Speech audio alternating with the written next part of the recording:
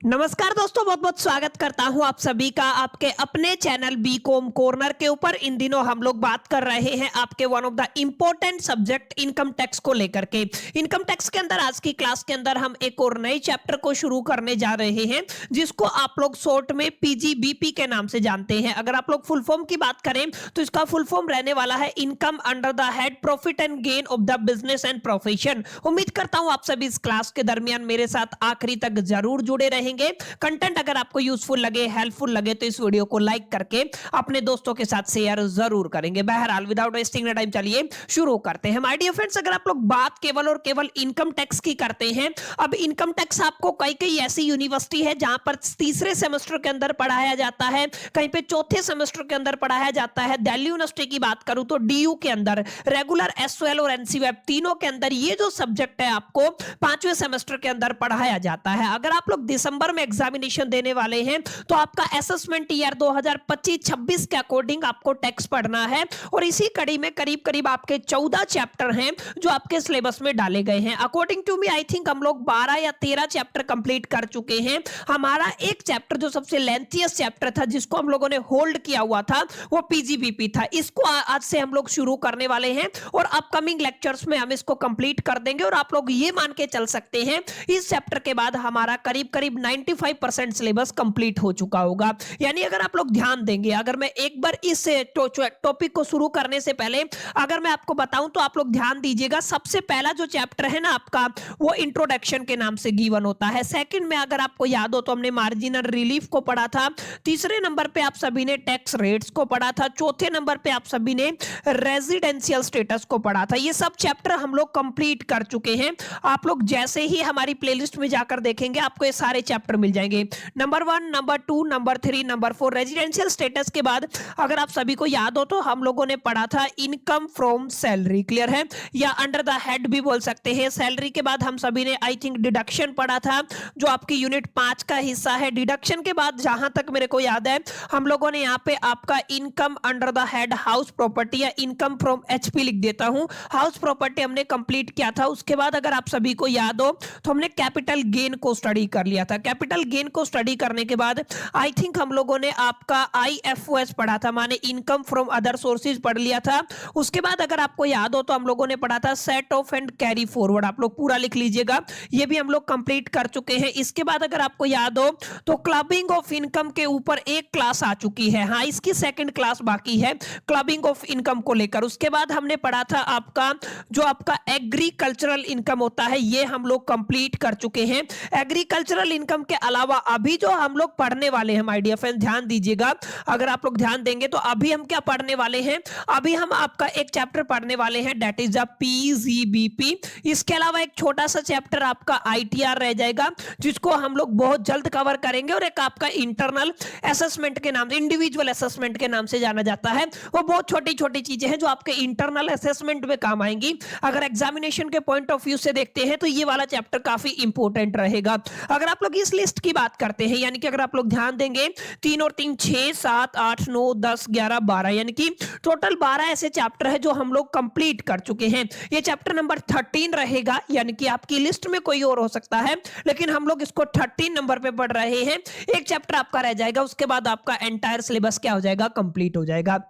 तो कुछ इसी तरीके से आपको अपनी तैयारी करनी है जब भी आप लोग इनकम टैक्स की बात करते हैं। अगर आप लोग नए हैं तो चैनल पे जाएंगे, विजिट करेंगे तो वहां पे आपको इनकम टैक्स असेसमेंट ईयर 2025-26 के नाम से प्लेलिस्ट मिल जाएगा। वहां पर जाकर के आप लोग देखेंगे 60-62 क्लासेस पड़ी हुई हैं। अभी के हिसाब से आप लोग वहां से तैयारी शुरू कर सकते हैं। बहरहाल अब बात करते हैं अपने मेन कंटेंट की कि सर ये जो पीजीबीपी है, आपने फुल फॉर्म बता दिया, profit and gain from the business and profession. इसको आपको अंडरस्टैंड करना है। जैसा कि आप सभी को पता है, जब भी आप लोग टोटल इनकम की बात करते हैं, ठीक है ना, अगर आप लोग नेट इनकम की बात करते हैं, टोटल इनकम की बात करते हैं, तो इनकम अलग अलग 5 हेड के अंदर आपको कैलकुलेट करनी होती है। यानी कि 5 हेड्स होते हैं आपके, अगर आप लोग इनकम को टोटल करना चाहते हैं according to the income tax act 1961। सबसे पहला हेड आपका कहां से रहता है, that is the income under the head salary. याद रखिएगा, इनकम अंडर द हेड, पूरा लिख देता हूं मैं, अंडर द हेड सैलरी। तो जब भी आप लोग लोग सैलरी की बात करते हैं तो सैलरी से पहली तरीके की इनकम आती है जिसको आप लोगों को यहाँ पे कैलकुलेट करना होता है। उसके बाद माय डियर फ्रेंड्स आप लोग बात करते हैं income under the head house property, जिसको आप लोग एचपी के नाम से जानते हैं। ठीक है, तो आप लोग क्या कहेंगे, ये क्या हो गया आपका हाउस प्रॉपर्टी हो गया, एचपी शॉर्ट एब्रीविएशन लिख सकते हैं। इसके अलावा मैं डायरेक्ट लिख रहा हूं, तीसरे नंबर पे आप लोग क्या लेके चलते हैं, कैपिटल गेन लेके चलते हैं। कैपिटल गेन के अलावा चौथे नंबर पे हम लोग आपका पीजीबीपी लेके चलते हैं और उसके बाद पांचवें नंबर पे आपका आईएफओएस रहता है। माने आप लोग क्या कह सकते हैं, आईएफओएस का मतलब क्या होता है, इनकम फ्रॉम अदर सोर्सेज, जिसको हम लोग कंप्लीट कर चुके हैं। तो अगर आप लोग ध्यान देंगे जब भी आप लोग किसी भी पर्सन की, इंडिविजुअल, आर्टिफिशियल या नेचुरल पर्सन की जब भी आप लोग इनकम की बात करते हैं तो ये 5 हेड हमें कंसीडर करके चलने पड़ते हैं इनकम टैक्स एक्ट के अकॉर्डिंग। पहला हेड आपका सैलरी, जो हम लोग बहुत डिटेल में जाकर के स्टडी कर चुके हैं। हाउस प्रॉपर्टी को भी हम लोगों ने पढ़ा था, याद है किसी को हाउस प्रॉपर्टी मैंने पढ़ाया था जब मैंने बताया था यहाँ पे मेजरली हम लोग सेक्शन 22 से लेके सेक्शन 27 की स्टडी करते हैं। क्लियर है, ये हम लोगों ने पढ़ा था। कैपिटल गेन हम लोगों ने डिटेल में पढ़ लिया था। इनकम फ्रॉम अदर सोर्सेज को भी हम लोग डिटेल में पढ़ चुके हैं।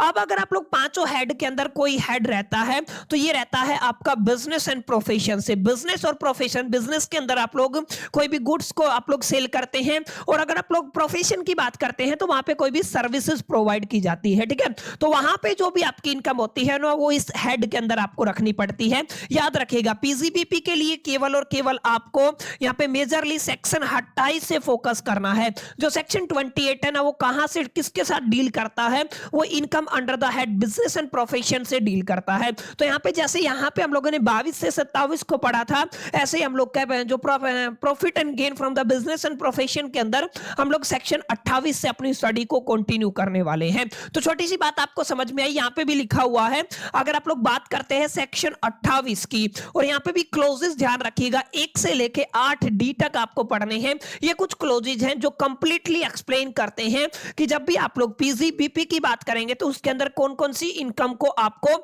इंक्लूड करके चलना है। देखिए आज की क्लास के अंदर हमारा मेन एजेंडा ही यही रहेगा। जैसे सैलरी के अंदर क्या क्या रखते हैं हम लोग पढ़ चुके हैं, अदर सोर्सेज के अंदर क्या क्या रखते हैं हम लोग पढ़ चुके हैं। अगर आप लोग बात करते हैं हाउस प्रॉपर्टी की तो किस तरीके से इसकी डेफिनेशन निकल के आती है, इसी तरीके से बिजनेस एंड प्रोफेशन के अपने कुछ 12-13 पॉइंट बनते हैं जिनको अगर आप लोग अंडरस्टैंड कर लेंगे तो आपको एक बेसिक समझ हो जाएगी कि ये सारे पॉइंट किसके अंदर जाएंगे, ये आपके पीजीबीपी के अंदर जाएंगे। तो आज का एजेंडा ही यही रहेगा कि हम लोग आइडेंटिफाई करने की कोशिश करेंगे कि पीजीबीपी के अंदर कौन कौन सी इनकम आपको लेके चलनी है, और अलग अलग क्लोजेस हम लोग 28 सेक्शन के अंदर पढ़ने वाले हैं। जैसे अगर आप लोग बात करते हैं यहाँ पे क्लोज नंबर 1 आपको दिख रहा है, ये क्लोज किससे जुड़ा हुआ है आपको साफ साफ आपकी स्क्रीन पे दिख भी रहा होगा। इसको आप लोग क्लोज नंबर 1 कहते हैं। क्लोज नंबर 1 के अंदर क्या लिखा हुआ है, आप लोग यहाँ पे प्रॉफिट की बात करने वाले हैं और अगर आप लोग यहाँ पे गेन की बात करने वाले हैं ऑफ एनी बिजनेस। याद रखिएगा किसकी बात हो रही है, बिजनेस की बात हो रही है या किसी भी प्रोफेशन की बात हो रही है। Carried on by the assessee, अगर एसएससी कोई भी बिजनेस रन करता है या प्रोफेशन कैरी फॉरवर्ड करता है, कैरी ऑन करता है, तो उस केस में या तो आपको प्रॉफिट होगा या तो गेन होगा। अब काफी बच्चे क्या करते हैं, कंफ्यूज हो जाते हैं कि सर ये जो प्रॉफिट है ना ये सेम टर्म है किससे, आप लोग गेन से। मैंने आपको पहले भी क्लियर किया था दोनों चीजों का अपना एक मायना होता है, मीनिंग होता है। प्रॉफिट अपने आप में अलग चीज होती है, गेन अपने आप में एक अलग चीज होती है। प्रॉफिट का मतलब क्या होता है, जो भी आपको एक तरीके से फायदा हुआ है रिकरिंग नेचर के अंदर। रिकरिंग नेचर के अंदर मान लीजिए मेरा काम है मैं आलू सेल करता हूं, तो आलू सेल करने से जो भी मेरे गुड्स रिकरिंग नेचर में सेल होते हैं उससे जो मेरे को बेनिफिट होता है ना, यानी कि प्रॉफिट होता है, वो प्रॉफिट की कैटेगरी में जाएगा। लेकिन अगर आपका जो बेनिफिट आपको हुआ है वो नॉन रिकरिंग नेचर का है, मान लीजिए मैंने कोई प्रॉपर्टी खरीदी थी, कोई एसेट सेल कर दिया, उसके ऊपर मेरे को 2 लाख का बेनिफिट हो गया, तो किस कैटेगरी में जाएगा, वो गेन की कैटेगरी में जाएगा। क्लियर। तो यहां पे आपको याद क्या रखना है, याद ये रखना है कि यहां पे आप लोग बिजनेस को भी कंसीडर करके चलेंगे। बिजनेस के अंदर आप लोग कोई प्रोडक्ट लेके चलते हैं, उस प्रोडक्ट को सेल आउट करते हैं, और यहां पे हम लोग प्रोफेशन की भी बात करेंगे। प्रोफेशन माने कुछ ऐसे धंधे या फिर प्रोफेशन का मतलब जहां पे आप लोग सर्विस प्रोवाइड करते हैं। जैसे सर एग्जांपल दीजिए, मान लीजिए आप लोग डॉक्टर हैं, क्लियर है, अगर आप लोग केवल जो ओपीडी होता है ना, आपको याद होगा आपको क्या बनवाना पड़ता है, ओपीडी, वहां पे एक फीस चार्ज करता है, तो ये सर्विस आप लोग प्रोवाइड कर रहे हैं जिसका पैसा आप लोग लेते हैं। या अगर आप लोग लॉयर की बात करते हैं, लॉयर आपको कोई प्रोडक्ट थोड़ी ना देता है, लेकिन फिर भी वो अपनी फीस चार्ज करता है। तो ये सारी चीजें क्या होती हैं, प्रोफेशन के अंदर मैक्सिमम क्या होता है कि आप लोग कोई भी सर्विसेज प्रोवाइड करते हैं, ठीक है। यहाँ पे अगर बिजनेस की बात करते हैं तो यहाँ पे आपका गुड्स होता है जिसको सोल्व किया जाता है। तो दोनों केसेस आपको लेके चलने हैं, चाहे आप बिजनेस चला रहे हो, चाहे आप लोग प्रोफेशन चला रहे हो। अगर इनके अंदर अगर आपको या तो प्रॉफिट होता है या तो आपको गेन होता है, तो किस कैटेगरी में चला जाएगा माय डियर फ्रेंड्स, वो income under the head PGBP में चला जाएगा। इस बात को आपको अपने ख्याल में, अपने जहन में रखना है। तो बहुत बेसिक सी बात। अगर डेफिनेशन की बात करते हैं तो यहां पे ध्यान दीजिएगा, एनी प्रॉफिट और गेन दोनों चीजें आपको लेके चलनी है। कोई भी प्रॉफिट हो चाहे गेन हो, date arises फ्रोइंग carrying a lawful और ए इवन इलीगल बिजनेस या फिर प्रोफेशन। अब यहाँ पे ये बड़ा सवाल पूछा जा सकता है, ध्यान दीजिएगा। ध्यान क्या देना है, यहाँ पे जो आपका प्रोफेशन है या बिजनेस है, यहाँ पे मैं लिख देता हूं, अगर आप लोग बिजनेस की बात करते हैं या फिर आप प्रोफेशन की बात करते हैं, क्लियर है, बिजनेस हो चाहे आपका प्रोफेशन हो। अब ये चाहे आपका लॉफुल हो, माने कानूनी तौर पे मान्य हो, या फिर ये आपका इलीगल भी हो सकता है, याद रखिएगा। अगर आपका बिजनेस या प्रोफेशन इलीगल है या लॉफुल है, दोनों केसेस में माय डियर फ्रेंड्स जो भी आप लोग प्रॉफिट और गेन करते हैं, क्लियर है, जो अराइज होता है, लीगल हो चाहे इलीगल हो, प्रीवियस ईयर के दरमियान, वो किसके अंदर टैक्सेबल होगा, वो आपका इस हेड के अंदर टैक्सेबल होगा, जिसको आप लोग पीजीबीपी के नाम से जानते हैं, profit and gain from the business and profession. Lawful हो चाहे इलीगल हो, दोनों केसेस में आप लोग क्या करेंगे, आप लोगों के पास शर्त यह है कि आपका टैक्सेबल रहेगा ही रहेगा, अगर आपका वो इलीगल है तो भी और लॉफुल है तो भी। तो बहुत बेसिक बात माय डियर फ्रेंड्स आपको अंडरस्टैंड होगी इस पर्टिकुलर केस में। और एक इंपॉर्टेंट बात और बता देता हूं, जैसे अभी के लिए बात करते हैं, अभी का मतलब असेसमेंट ईयर 2025-26 के लिए बात करते हैं ना, तो अपने आप में ये जो चैप्टर है ना थोड़ा बड़ा हो जाता है। बड़ा का मतलब सैलरी के बाद अगर कोई बड़ा चैप्टर है आपके इनकम टैक्स के अंदर तो यही है, आपका पीजीबीपी है। हम जब पढ़ते थे 2018 के अंदर, अगर आप लोग देखेंगे उस टाइम पे इतना कोई कॉम्प्लिकेशन नहीं होता था, बहुत, या उससे भी पहले अगर आप लोग देखेंगे तो आपका पीजीबीपी है 1 या 1.5 पेज में कंप्लीट हो जाता था। लेकिन जैसे जैसे लोगों ने आपके लूप होल निकालना शुरू किए और लूप होल निकाल करके टैक्स बचाने की कोशिश की, टैक्स को अवॉइड किया, तो सरकार जो है, गवर्नमेंट जो है, वो कानून पे कानून यानी कि लॉ पे लॉ, सेक्शन पे सेक्शन लाती रही। और उसी का नतीजा है कि जो हमारा पीजीबीपी है यानी कि profit and gain from the business and profession इतना बड़ा हो चुका है। हालांकि ग्रेजुएशन में हमको इतना ज्यादा नहीं पढ़ना होता है। अगर आप लोग सीए, सीएस, सीएमएस की बात करते हैं, वहां पे फिर भी इसका जो क्राइटेरिया है ज्यादा ग्रेजुएशन लेवल पे उसके कंपैरिजन में कम है। लेकिन हाँ, जो पहले होता था उसके कंपैरिजन में अगर आप लोग देखेंगे तो बहुत ज्यादा ये चीजें बढ़ चुकी हैं। जैसे मैं एक केस स्टडी पढ़ रहा था, आई थिंक रिलायंस इंडस्ट्रीज की है। अब आप सभी ने रिलायंस इंडस्ट्री का नाम अच्छे से सुना होगा।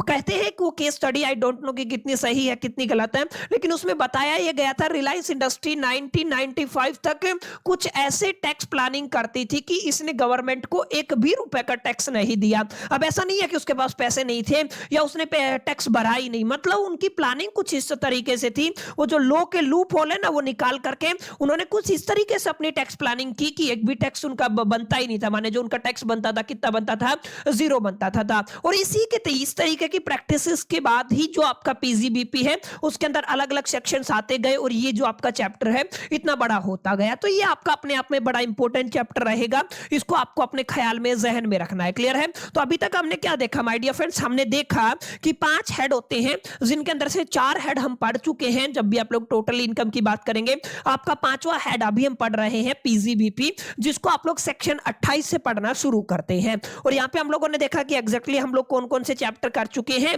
और कौन कौन सा हमारा पेंडिंग है। यहाँ पे आप देखिएगा की पॉइंट्स की अगर आप लोग बात करें ना, माने अगर आप लोग पीजीबीपी की बात करते हैं तो कुछ की पॉइंट्स है। द बिजनेस और a profession must be carried on by the assessee, माने आपका जो बिजनेस है उसको कैरिड और कौन कर रहा हो, एसएससी कर रहा हो, और वो भी आपका रेलिवेंट ईयर के दरमियान। रेलिवेंट ईयर या फिर कई कई किताबों में इसको प्रीवियस ईयर भी लिखा जाता है, कंफ्यूज ना होना। सेकंड पॉइंट क्या है, income is taxable whether it is received और not if on the mercantile basis. अभी मर्चेंटाइल बेसिस क्या होता है आगे मैं डिटेल में जाकर के पढ़ाऊंगा, लेकिन आपको याद रखना है आपकी जो इनकम है माय डियर फ्रेंड्स वो क्या रहेगी, टैक्सेबल रहेगी, चाहे ये आपकी रिसीव्ड हुई हो चाहे नहीं हुई हो, क्लियर है। यानी कि देखिए अगर आपने उधार में दिया, देसी लैंग्वेज में समझ लीजिए, या आपने कैश में दिया, दोनों केसेस में जो आपकी इनकम है वो टैक्सेबल रहेगी ही रहेगी, और कोई व्यवस्था यहाँ पे है नहीं। उसके बाद तीसरा जो की पॉइंट आपको याद रखना है, includes income from the adventure in the nature of the trades. ये काफी इंपॉर्टेंट पॉइंट है, ये आपका कई बार एग्जाम के अंदर ऐसे पॉइंट दे दिए जाते हैं। Adventure in the nature of the trade के अंदर ये जो इनकम है इसको इंक्लूड किया जाता है। ये चाहे आपका वन टाइम डील रहा हो, इसमें कोई आपको ज्यादा ऐसा लॉजिक लगाने की जरूरत नहीं है। यहां तक की जो बात है ना, ये काफी इंपॉर्टेंट है। इसके बाद आप एग्जाम्पल ले सकते हैं, जैसे आपने प्रॉफिट कमाया है किससे, आपने कोई भी गुड को बेच करके या सर्विसेज को प्रोवाइड करके, ठीक है। तो ये कहां पे चला जाएगा, ये आपका पीजीबीपी में चला जाएगा। बहुत इंपॉर्टेंट बात है, क्लियर है। Professional fees received by the doctor और लॉयर, ये बात मैं बता चुका हूं। Profit from the sale of a stock in the trade, अगर आपने स्टॉक इन द ट्रेड किया है, उसकी सेल से अगर आपको प्रॉफिट हुआ है तो वो भी यहाँ पे इंक्लूड होगा। Income from the illegal business also taxable, जैसे अगर आप लोग इलीगल बिजनेसेस के अंदर अगर आपको इनकम होता है तो वो भी क्या होता है, टैक्सेबल होता है। तो बहुत बेसिक ये पहला क्लोज था, किसकी बात हुई थी, ये आपके क्लोज नंबर 1 की बात हुई थी सेक्शन 28 के अंदर, क्लियर है। जो बताता है यहां पे पीजीबीपी के अंदर प्रॉफिट एंड गेन से बिजनेस और प्रोफेशन से जो भी एसएससी रन करता है उससे इनकम होगी, वो किसके अंदर होगी, वो पीजीबीपी के अंदर टैक्सेबल होगी। अब ध्यान रखिएगा, अगले क्लोज के ऊपर फोकस कीजिएगा। माने पहला क्लोज आप लोग पढ़ चुके हैं, अब हम क्या पढ़ेंगे, अब हम पढ़ेंगे आपका क्लोज नंबर 2। क्या पढ़ेंगे, क्लोज नंबर 2, जहां पे काफी इंपॉर्टेंट बातों का डिस्कशन है। ये क्या कहता है, ये आपका कंपेशन की बात करता है। कंपेशन का मतलब आप लोग ये समझ सकते हैं, कंपेशन या फिर आप लोग कोई अदर पेमेंट ड्यू टू, ठीक है ना, ये आपको ध्यान रखना है। और रिसीव्ड फ्रॉम द टर्मिनेशन और the modification of A business contract. अगर आप लोगों ने पहले सेमेस्टर के अंदर, अगर आपको याद हो तो आपको एक सब्जेक्ट पढ़ाया गया था, that is the business law, clear है। और बिजनेस लॉ के अंदर आपको कॉन्ट्रैक्ट की डेफिनेशन भी पढ़ाई थी, तो मैं इतना डिटेल में अब जाऊंगा नहीं। आप लोग सिर्फ इतना याद रखें, अगर आपने कोई भी बिजनेस कॉन्ट्रैक्ट किया है, और बिजनेस कॉन्ट्रैक्ट के अंदर यानी कि हम लोग किसके ऊपर फोकस कर रहे हैं सर, हम बिजनेस कॉन्ट्रैक्ट के ऊपर फोकस कर रहे हैं। तो अगर आपके पास कोई भी बिजनेस कॉन्ट्रैक्ट बना हुआ है, क्लियर है, जैसे मैं कहता हूं मान लीजिए बिजनेस कॉन्ट्रैक्ट आपके पास है, क्लियर है। जो बिजनेस कॉन्ट्रैक्ट के अंदर आप लोग दो चीजें कर सकते हो, एक तो आप लोग मॉडिफिकेशन कर सकते हो, मान लीजिए कुछ उसमें मॉडिफिकेशन आपको करना है, या फिर आप लोग इसको कैंसिल करना चाहते हो। क्या करना चाहते हो, कैंसिल करना चाहते हो। क्या करना चाहते हो, कैंसिल करना चाहते हो। या एक प्रोफेशनल शब्द अगर आप लोग लेके चले तो टर्मिनेट करना चाहते हो, तो मैं क्या कहूंगा, इसको टर्मिनेशन कहूंगा, क्लियर है। तो आप लोग टर्मिनेशन वाला एग्जांपल ले सकते हैं। तो जो आपका बिजनेस कॉन्ट्रैक्ट है उसके अंदर अगर आप लोग मॉडिफिकेशन करना चाहते हैं या फिर टर्मिनेशन करना चाहते हैं, तो इन केसेस में, दोनों केसेस में, ये ऐसे तो होगा नहीं क्योंकि आपने डील किया हुआ है, और जो डील की हुई है ना उसको आपको मानना पड़ेगा। तो यहां पे क्या करता है, आपका कोई भी सप्लायर होता है वो आपको कुछ अमाउंट एक तरीके से ऑफर करता है। लेट अस से कि मैंने क्या किया, मैंने ऑफर कर दिया है, मैं 5 लाख रुपए आपको दूंगा, ठीक है। आप लोग क्या कहेंगे कि आपको 5 लाख रुपए मिलेंगे, या तो मैं इस पर्टिकुलर कॉन्ट्रैक्ट को ब्रीच करना चाहता हूं, टर्मिनेट करना चाहता हूं, या मॉडिफाई करना चाहता हूं। अब आपको भी बेनिफिट हो रहा है, तो आप लोग क्या कह देंगे, यस कह देंगे। तो ये जो इनकम हुई है ना आपको, इस इनकम को किसके अंदर रखा जाएगा माय डियर फ्रेंड्स, इस इनकम को आपका पीजीबीपी के अंदर रखा जाएगा, क्लियर। ये इस पॉइंट का मतलब है, और यही आपका क्लोज सेकंड रहने वाला है, क्लियर। तो क्लोज सेकंड के अंदर क्या बताया गया है, आपको बताया गया है, अगर आप लोगों को कंपनसेशन मिलता है, कंपनसेशन का मतलब आप लोग समझ गए होंगे, या कोई भी अदर पेमेंट मिलता है जिसमें आप टर्मिनेशन करते हैं या फिर क्या करते हैं आप लोग, बिजनेस कॉन्ट्रैक्ट को मॉडिफाई करते हैं, तो उस केस में जो आपका इनकम है किस हेड के अंदर जाएगा, वो आपका पीजीबीपी हेड के अंदर जाएगा। किसके अंदर जाएगा, पीजीबीपी हेड के अंदर जाएगा। इस बात का ख्याल आपको रखना है। एनी कंपनसेशन और a payment received by SSC in connection with the termination and the modification, याद रखिएगा, आपको कंपनसेशन मिलेगा या कोई भी पेमेंट मिलेगा, याद रखिएगा, कोई भी एसएससी को अगर कोई भी कंपनसेशन मिलता है या पेमेंट मिलता है, किसके कनेक्शन में, टर्मिनेशन या modification of contract, this is going to be very very important point. किसकी बात हो रही है, contract relating to the business और profession is taxable under the business income, इसको किसके अंदर रखा जाएगा, बिजनेस इनकम के अंदर रखा जाएगा, क्लियर। ये आपको थोड़ा ध्यान में देना है। अच्छा याद रखिएगा, पहले जो ये सारी चीजें होती थी ना, इनको हम लोग पहले कैपिटल रिसिप्ट के अंदर रखते थे। क्लियर है? हम लोग किसके अंदर रखते थे? कैपिटल रिसिप्ट के अंदर रखते थे। लेकिन जब से आपका अमेंडमेंट हुआ है इस इनकम टैक्स एक्ट के अंदर, एक अमेंडमेंट आया था जहां पे हम लोगों ने कहा according to the section 28 second c, यानी आप लोग याद रखिएगा कौन सा अमेंडमेंट आया था आपका, सेक्शन 28 सेकंड, और हम किसकी बात कर रहे हैं? सी की बात कर रहे हैं। इसके बाद जो आपका ये जो पहले हम लोग किसके अंदर रखते थे?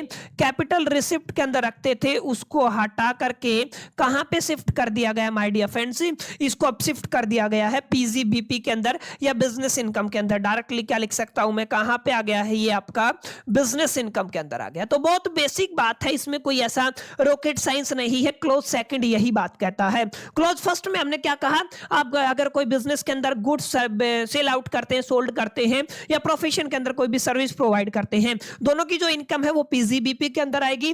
क्लोज सेकंड क्या कहता है, कोई भी कंपनसेशन या अदर पेमेंट मिलता है कहां से, अगर आपने आपका जो कॉन्ट्रैक्ट है, कॉन्ट्रैक्ट से रिलेटेड अगर आपको कोई कंपनसेशन रिसीव हुआ है या फिर आपका अमाउंट रिसीव हुआ है, या तो आपने उसके अंदर मॉडिफिकेशन की टर्मिनोलॉजी में या कैंसिलेशन या टर्मिनेशन की टर्मिनोलॉजी में, तो उस केस में आपको क्या होता है, वो जो इनकम मिलता है वो किसके अंदर जाता है? वो पीजीबीपी के अंदर जाता है। क्लियर? दोनों क्लोज आपको समझ में आए कि नहीं आई? अगर आप यहां तक समझ में आए तो कमेंट बॉक्स में लिखिएगा यस। ठीक है ना? अब अगले क्लोज की तरफ बढ़ते हैं। आपका क्लोज थर्ड रहने वाला। देखिए क्लोज फर्स्ट किससे रिलेटेड है, आपको याद हो गया होगा। क्लोज फर्स्ट सर आपका बिजनेस और प्रोफेशन से जुड़ा हुआ है। तो डायरेक्ट में क्या कह सकता हूं, मैं कह सकता हूं सर बिजनेस और प्रोफेशन की बात की है। उसके बाद अगर आपको याद हो तो हम लोगों ने क्या कहा, क्लोज सेकंड की बात की है।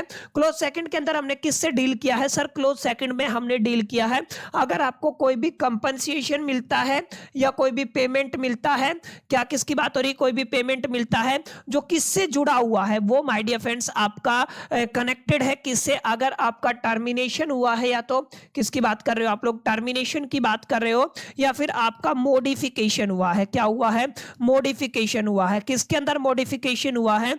Modification in business contract. याद रखिएगा हम लोग किसकी बात कर रहे हैं? बिजनेस कॉन्ट्रैक्ट की बात कर रहे हैं। तो उस केस में जो आपका इनकम है वो किस में इंक्लूड किया जाएगा?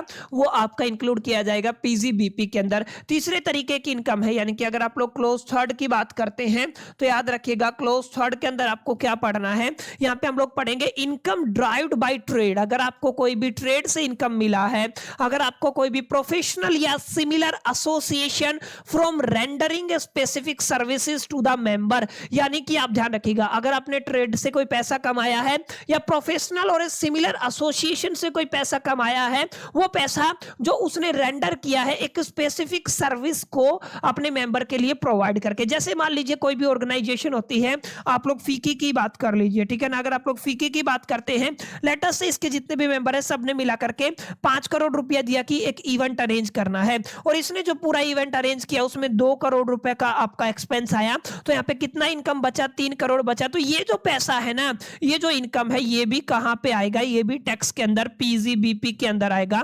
इस बात को आपको ख्याल रखना। तो देख रहे हो कोई भी पैसा गवर्नमेंट छोड़ना नहीं चाहती है जिसके ऊपर टैक्स ना ले। क्लियर है? तो यही लिखा हुआ है इवन इफ एन एसोसिएशन, ध्यान रखिएगा यहाँ पे एसोसिएशन की बात हो रही है, association work on a mutual basis, अगर कोई भी म्यूचुअल बेसिस पे एसोसिएशन काम करती है, it is provides a specific services to the its member for a separate fee. ठीक है ना? ये क्या करती है? अगर ये स्पेसिफिक सर्विस प्रोवाइड करती है इसके मेंबर के लिए for a separate fee, is income is taxable, उसकी इनकम क्या रहेगी?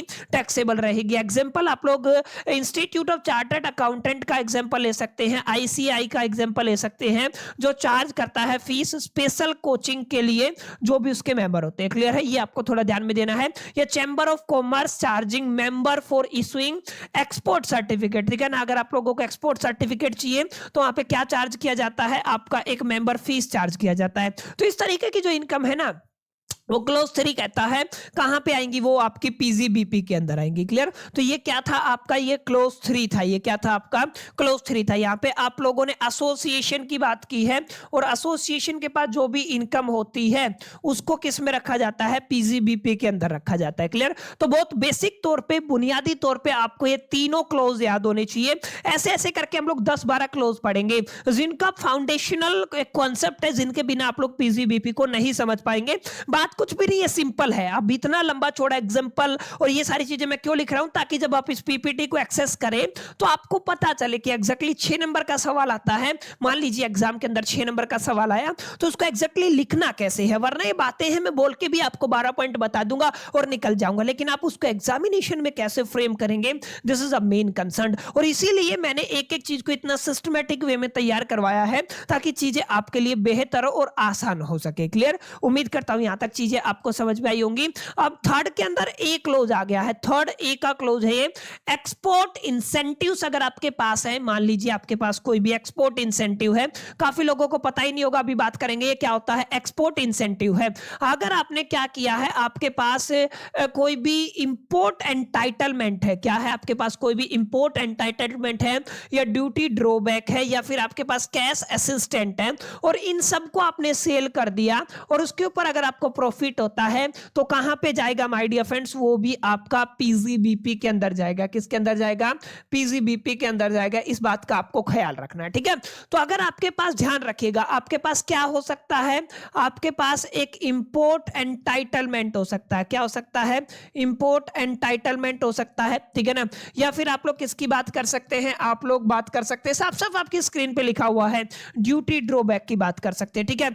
अगर आपके पास ड्यूटी ड्रॉबैक है तो उस केस में भी, और अगर आप लोग क्या कहते हैं, कैश असिस्टेंस है, ठीक है ना, तो आप लोग क्या कहेंगे, कैश असिस्टेंस, ठीक है ना। तो अगर आप लोग इन तीनों की बात करते हैं और इन तीनों को अगर आपने क्या कर दिया है माय डियर फ्रेंड्स, ध्यान रखिएगा, आपने इन तीनों को किया है सेल। क्या किया है, सेल, ठीक है। सेल करके आपने क्या कमाया है, प्रॉफिट कमाया है, ठीक है। क्या कमाया है, प्रॉफिट कमाया है इन सबको सेल करने के बाद। तो जो ये जो आपकी प्रॉफिट हुआ है, ये जो आपकी इनकम है, ये इनकम कहां पे जाएगी, ये आपका पीजीबीपी के अंदर जाएगी, यानी कि profit and gain from the business and profession, यहां पर चली जाएगी। इस बात को आपको अपने ख्याल में, अपने जहन में रखना है, इससे बाहर कुछ आपको पढ़ने की जरूरत नहीं है। और यही सारी बातें मैंने इस पीपीटी के अंदर भी लिखी हुई है, देखिए क्या लिखा हुआ है, certain export related incentives are specifically treated as a business income. माने कुछ एक्सपोर्ट रिलेटेड इंसेंटिव्स हमारे पास होते हैं जिनको हम लोगों ने कैसे ट्रीट किया है, बिजनेस इनकम की तरह ट्रीट किया है, दैट्स इट। क्लियर है, क्या बताया मैंने, certain export related incentive are specifically treated as a business income, हमने इनको बिजनेस इनकम की तरह क्या किया है, ट्रीट किया है। जैसे एग्जांपल आप लोग ले सकते हैं, ड्यूटी ड्रॉबैक की बात कर सकते हैं। अच्छा, ये एग्जांपल याद रखिए, डीईपीबी, एमईआईएस, उसके बाद रोड टैब, आरओडीटीईपी क्रेडिट्स, ये सब किसके अंदर आते हैं, इसी के अंदर आते हैं। इसके बाद आप लोग कैश कंपनसेटरी सपोर्ट की भी बात कर सकते हैं। ये तमाम एग्जांपल आपको याद रखने हैं। अगर ये दिखे तो आपको आंख बंद करके उसको किसके अंदर टैक्सेबल करना है, पीजीबीपी हेड के अंदर टैक्सेबल करना है। ये कुछ एग्जांपल है जिनको आप अपने ख्याल में, अपने जहन में रखिएगा, ठीक है। तो अभी तक हम लोगों ने क्या पढ़ा, अभी तक हम लोगों ने क्लोज वन पढ़ा, याद रखिएगा। हमने सबसे पहले क्या पढ़ा है, आपका क्लोज वन पढ़ा है। उसके बाद आपने क्या पढ़ा है माय डियर फ्रेंड्स, उसके बाद आपने क्लोज सेकंड पढ़ा है। उसके बाद आपने क्या पढ़ा है, आप लोगों ने क्लोज थर्ड पढ़ा है। क्लियर है। इसके बाद हमने इसी के अंदर, अगर आप लोग ध्यान देंगे, क्लोज थर्ड ए पढ़ा है। क्लियर है। तो ये कुछ ऐसे क्लोज है जो आपको बताते हैं पीजीबीपी के अंदर क्या क्या चीजें इंक्लूड करके आपको चलना है। क्लियर है। अभी आगे चलेंगे और भी 10-12 मैंने बताया ना ऐसे पॉइंट्स जिनको आपको कंसीडर करना है। यहां तक उम्मीद करता हूं चीजें आपको बेटर वे में समझ में आई होंगी, आपको एक क्लैरिटी मिला होगा। क्लियर है। यहां तक हम लोगों ने बहुत डिटेल में जाकर के ये जो आपका पीजीबीपी है ना, यानी कि profit and gain from the business and profession, इसको अंडरस्टैंड करने की कोशिश की है। क्लियर। अब थोड़ा आगे चलेंगे और हम थोड़ा डिटेल में पढ़ेंगे। थर्ड के अंदर बी क्लॉज भी आ जाता है, सबसेक्शन आ जाता है, जहां पे आपको थोड़ा और डिटेल में जाकर के पढ़ना चाहिए। ये भी ध्यान रखिएगा, जैसे अभी अभी हम लोगों ने क्या पढ़ा, हम लोगों ने सर क्लोज थर्ड पढ़ा है, ठीक है ना। और क्लोज थर्ड के अंदर हमने फिर क्या पढ़ा है, हम लोगों ने आपका क्लोज थर्ड ए पढ़ा है। क्लियर है। तो यहाँ पे आपका क्लोज थर्ड ए आ जाएगा। इसके बाद आपने क्या पढ़ा है, क्लोज थर्ड बी पढ़ा है। ओके सर, आपने बी भी पढ़ा दिया। इसके बाद आप लोग इसी स्लाइड के अंदर देखिए क्या लिखा हुआ है, थर्ड सी भी लिखा हुआ है, ठीक है। तो आप लोग सी भी पढ़ेंगे। तो सारी चीजें आपको कलेक्टिवली पढ़नी है, ऐसा नहीं है कि आपको केवल एक जगह पे छोड़ देना। जैसे यहाँ पे अगर आप लोग बात करते हैं, थर्ड सी की बात करते हैं, ठीक है ना, क्लोज थर्ड बी की बात करते हैं। सबसे पहले अगर आपको कोई भी कैश असिस्टेंस मिलता है, याद रखिएगा, कोई भी गवर्नमेंट एजेंसी देती है, गवर्नमेंट देता है या एजेंसी देती है अगेंस्ट द एक्सपोर्ट, एक्सपोर्ट के अगेंस्ट अगर कोई भी एजेंसी या गवर्नमेंट आपको कैश असिस्टेंट देती है या असिस्टेंस देती है, तो वो कहां पे जाएगा, वो पीजीबीपी के अंदर टैक्सेबल होगा। ठीक है, क्या होगा आपका वो पीजीबीपी के अंदर टैक्सेबल होगा। यहाँ पे देखिए साफ साफ लिखा हुआ है कैश असिस्टेंस या फिर कोई भी सब्सिडी है जो आपको रिसीव होती है exporter as an exporter like under a special export scheme के अंदर। ठीक है ना, तो इसको डीम किया जाता है एज ए बिजनेस इनकम। कैसे माना जाएगा इसको?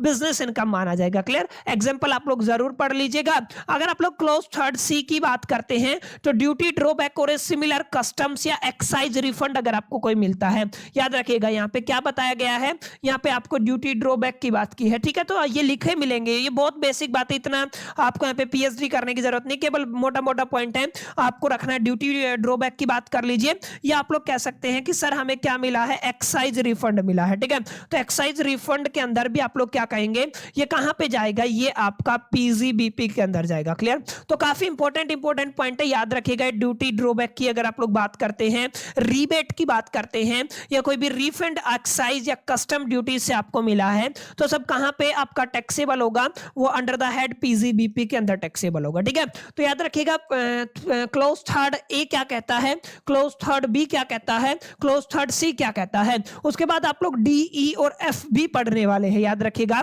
क्लोज थर्ड डी, यहाँ पे क्या लिखा हुआ, क्लोज थर्ड डी लिखा हुआ है, तो डी भी आप लोग पढ़ेंगे, ये कलेक्टिवली पढ़ना है और ई को भी कलेक्टिवली पढ़ना है। ध्यान रखिएगा, अगर आपको प्रॉफिट होता है, अगर आपने किसी भी डीईपी को ट्रांसफर किया है या डीएफआरसी को ट्रांसफर किया है, डीईपी की फुल फॉर्म याद होनी चाहिए, ड्यूटी एंटाइटलमेंट पासबुक अगर आपके पास है, या डीएफआरसी का मतलब ड्यूटी फ्री रिप्लेसमेंट सर्टिफिकेट अगर आपके पास है। माने अगर आप लोग बात करते हैं सर डीईपीबी, यानी कि अगर आप लोग डीईपीबी की बात करते हैं या फिर आप लोग इसकी बात करते हैं डीएफआरसी की बात करते हैं, दोनों केसेस में आप लोग क्या लेके चलेंगे, यहां पे आपकी जो इनकम होगी या प्रॉफिट होगा वो कहां पे जाएगा, वो आपका पीजीबीपी के हेड के अंदर टैक्सेबल होगा। क्लियर? तो आप लोग याद रखिएगा, जब भी आपको क्या बताया जाए, डीईपीबी, यानी कि आप लोग इसकी फुल फॉर्म भी याद रखिएगा, डीईपीबी याद करिएगा।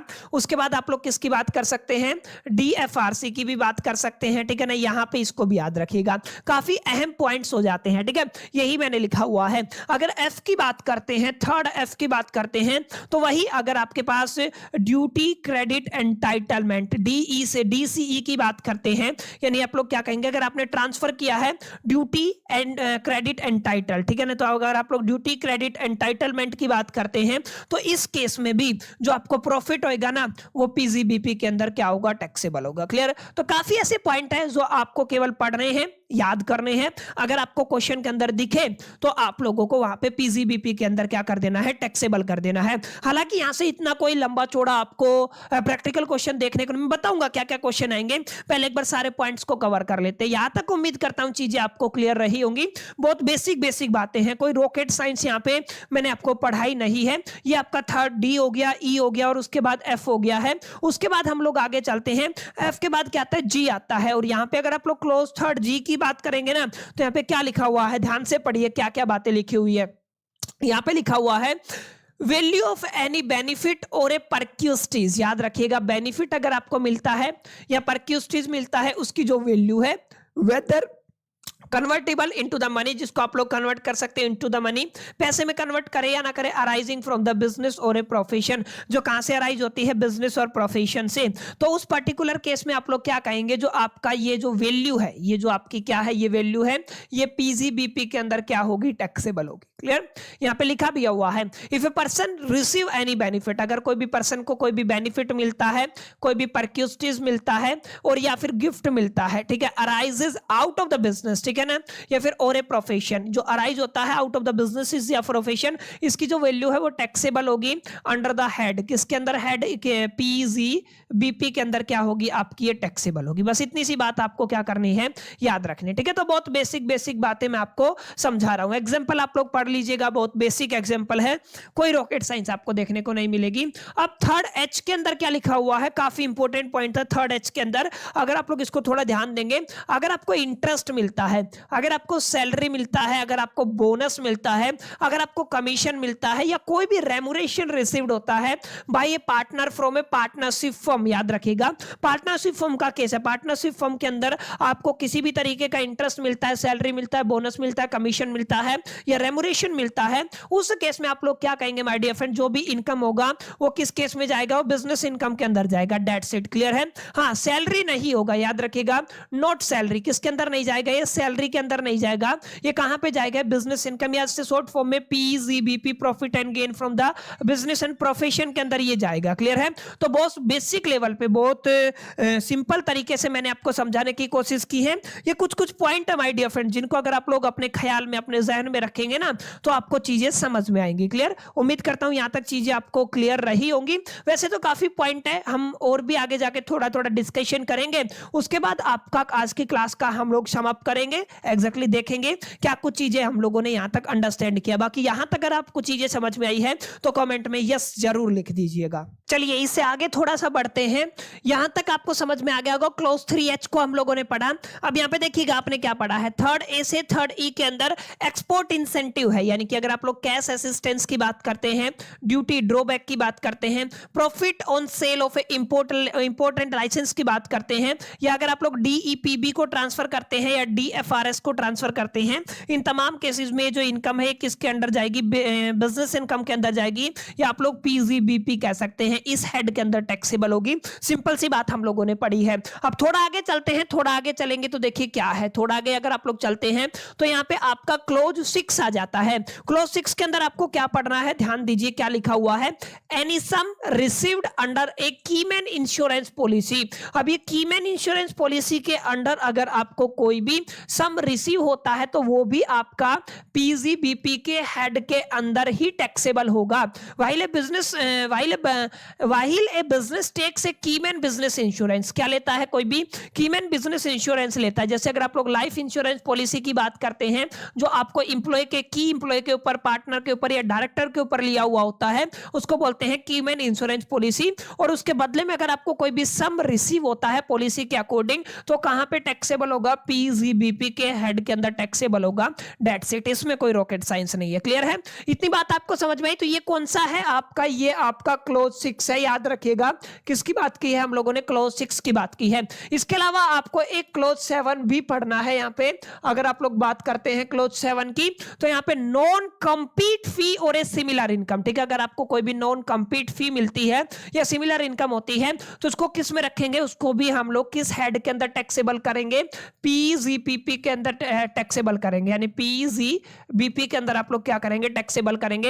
एनी सम रिसीव्ड, आपको क्या मिला है, कोई भी सम रिसीव हुआ है, not carrying out any business और ए प्रोफेशन, ठीक है, या फिर not sharing know how patent trademark copyright licence framework similar rights, ठीक है, is taxable under the business income. वही है, किसके अंदर होगा, पीजीबीपी के अंदर आपका टैक्सेबल होगा। क्लियर, ये पॉइंट भी आपको याद रखना है। इसके अलावा अगर आप लोग देखेंगे तो कुछ और पढ़ने की जरूरत नहीं है। अभी जो सेक्शन 28 हम लोगों ने पढ़ा है ना, जो आज की क्लास के अंदर मैंने कुछ कुछ चीजें आपको समझाई हैं, उन सब का एक्सट्रैक्ट आप लोग मान के चल सकते हैं। देखिए यहाँ पे क्लोज 1, क्लोज 2, क्लोज 3, क्लोज 3 के में ए से लेके आई तक एक्सप्लेन किया हुआ है, उसके बाद एफ, उसके बाद जी, उसके बाद एच, उसके बाद क्लोज 6 हो गया, 7 हो गया, उसके बाद 7 के अंदर भी आपका ए से और डी तक आएगा। ये मैंने कवर नहीं कराया है, आगे आने वाले टाइम में हम लोग कवर करेंगे। जैसे क्लोज फर्स्ट है वो किससे जुड़ा हुआ है, profit from the business and profession से जुड़ा हुआ है। सेकंड कंपनसेशन ऑफ टर्मिनेशन या मॉडिफिकेशन ऑफ कॉन्ट्रैक्ट से जुड़ा हुआ है।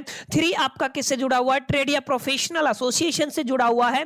ए से लेके ई तक थर्ड के अंदर एक्सपोर्ट इंसेंटिव से जुड़ा हुआ है। अगर आप लोग एफ की बात करते हैं, profit on transfer of duty credit से जुड़ा हुआ है। अगर आप लोग जी की बात करते हैं, वैल्यू ऑफ बिजनेस परक्यूस्टेज से जुड़ा हुआ है। अगर आप लोग पार्टनर्स रेमुनेशन या इंटरेस्ट की बात करते हैं तो एच के अंदर आएगा। 6 के अंदर कीमैन इंश्योरेंस प्रीसीड्स का आ जाएगा।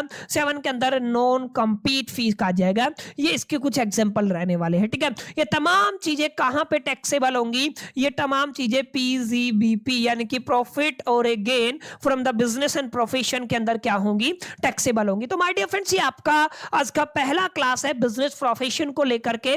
अगर आप लोग पीजीबीपी की बात करते हैं, उम्मीद करता हूं चीजें आपको बेटर वे में क्लैरिटी मिला होगा।